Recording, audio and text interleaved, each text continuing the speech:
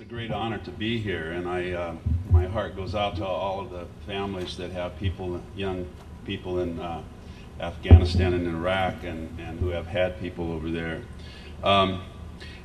Recently, I was featured in a book by Michael Pollan called The Omnivore's Dilemma, and he quotes me as saying that I often say that I raise corn and soybeans for the military-industrial complex.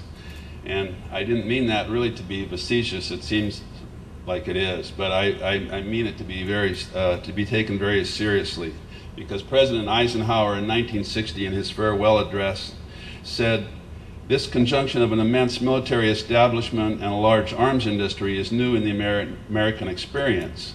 The total influence, economic, political, even spiritual, is felt in every city, every state house, every office of the federal government. We recognize the imperative need for this development, yet we must not fail to comprehend its grave implications.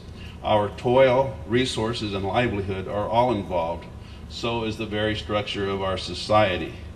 And we in rural America know how the structure of society in rural America has changed, and how we have so few neighbors anymore, and how our land is being wasted and our water is being polluted.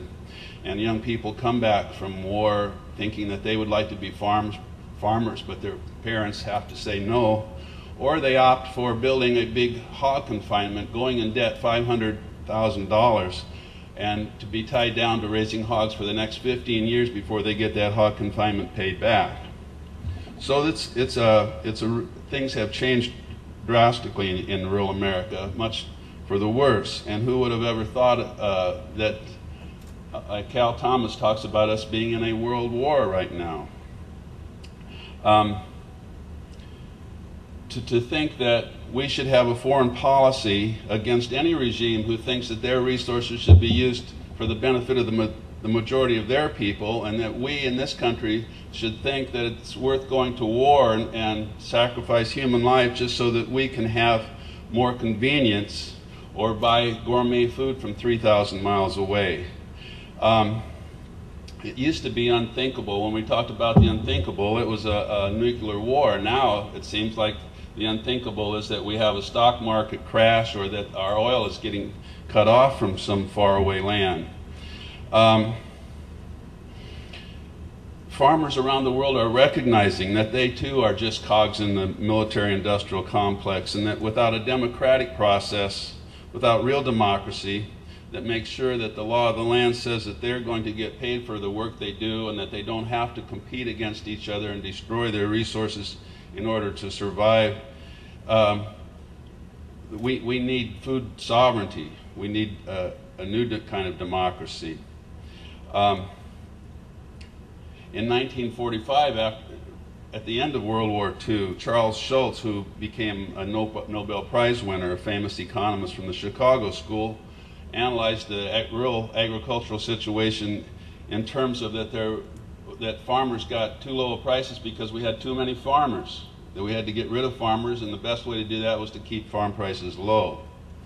And we've been under that kind of economic thinking now ever since. So we have to realize how difficult it has been to bring new farmers onto the land, and how difficult it will be to provide economic opportunity on farms in rural Americans for the veterans that come back.